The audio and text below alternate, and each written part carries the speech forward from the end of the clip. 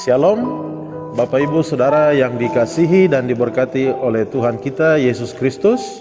Senang sekali dapat berjumpa lewat channel Gembala Menyapa kali ini dengan tujuan memberikan penguatan dan siraman rohani bagi kita semua. Dalam edisi yang lalu kita sudah belajar bagaimana iman dan ketaatan Abraham serta beberapa ciri khas yang menjadi tanda khusus panggilan Tuhan kepadanya. Dalam edisi ini masih seputar Abraham atau tokoh iman yang keempat, dan saya mau menambahkan satu bagian penting, yaitu di dalam surat Ibrani pasal 11 ayatnya yang ke-10. Demikian firman Tuhan, sebab ia atau Abraham menanti-nantikan kota yang mempunyai dasar yang direncanakan dan dibangun oleh Allah. Dari ayat ini kita melihat bahwa di dalam iman Abraham ia mempunyai satu pengharapan yang ditujukan kepada sebuah kota yang mempunyai dasar.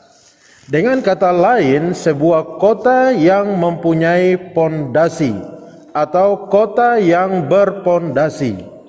Kalimat ini mungkin kedengaran sedikit janggal. Mengapa? Sebab di dalam dunia ini, di manakah ada sebuah kota yang mempunyai dasar atau berpondasi? Bukankah hanya sebuah bangunan, sebuah gedung, atau sebuah rumah sajalah yang mempunyai dasar atau pondasi? Dan bukankah belum pernah ada satu orang pun yang terlebih dahulu membangun seluruh kotanya dengan pondasi, lalu kemudian membangun kota itu?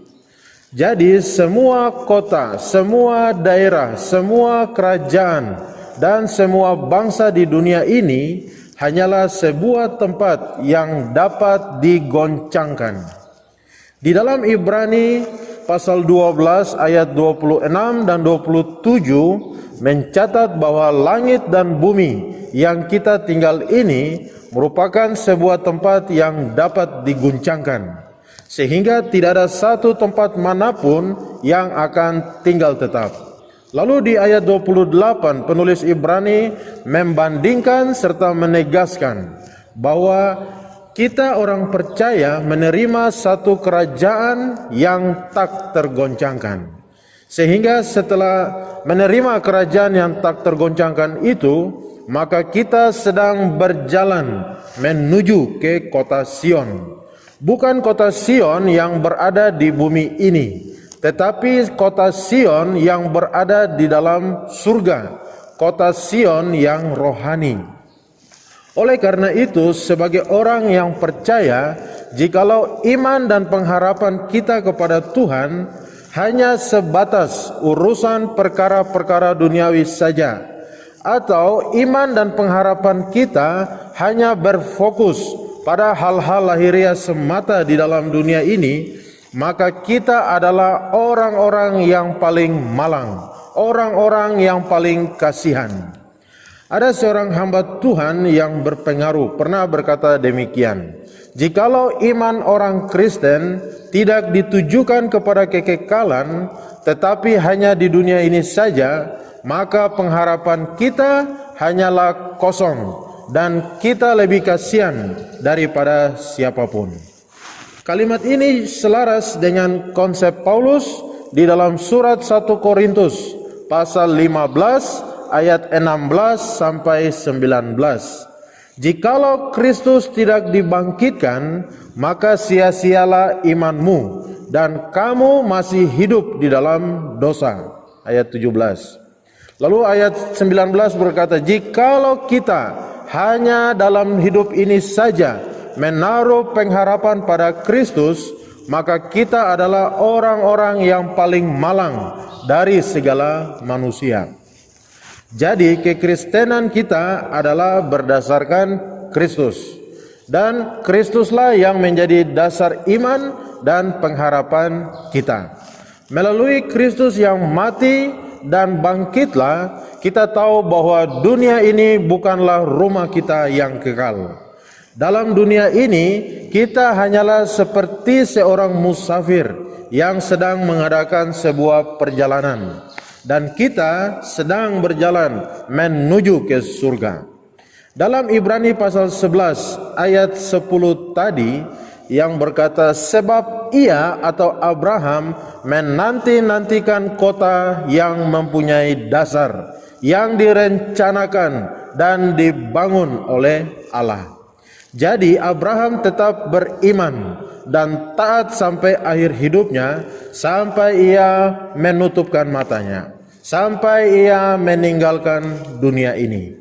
Abraham seorang yang besar sekali, sehingga ia disebut sebagai bapa iman dari sejumlah besar bangsa di dalam dunia ini. Abraham juga mempunyai sumbangsi besar di dalam bidang agama, sehingga 3 agama besar di dunia, Yahudi, Kristen, dan Islam, mengakui kebesaran Abraham, dan mereka percaya bahwa mereka menerima berkat dari Abraham. Setelah generasi demi generasi berlalu, setelah beribu-ribu tahun lewat, maka ada sebuah cerita di dalam Injil, yaitu kisah Lazarus dan orang kaya, di mana kita tahu bahwa Lazarus yang miskin akhirnya mati, dan kemudian orang kaya itu pun juga mati. Tetapi orang kaya yang sedang menderita di tempat siksaan itu melihat Lazarus yang miskin itu sedang ada di pangkuan Bapa Abraham di dalam tempat yang senang. Ini membuktikan bahwa iman dan pengharapan Abraham kepada kota yang mempunyai dasar itu bukanlah iman yang kosong. Jika kita cermati, sebenarnya tidaklah mudah bagi Abraham untuk keluar dan meninggalkan Ur, sebuah kota dan masyarakat yang sudah begitu maju di dalam dunia kuno. Menurut hasil penelitian para arkeolog, pernah ditemukan sebuah alat musik kecapi terbuat dari emas murni di sekitar kota Ur. Kecapi itu dibuat dengan ukiran binatang yang mirip sekali dengan aslinya.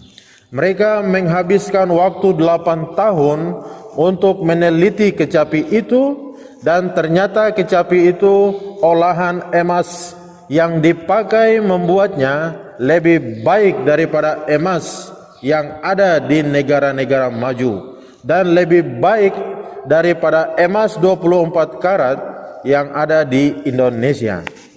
Bayangkan Bapak Ibu Saudara, kehebatan orang-orang kota Ur dalam zaman kuno seperti itu.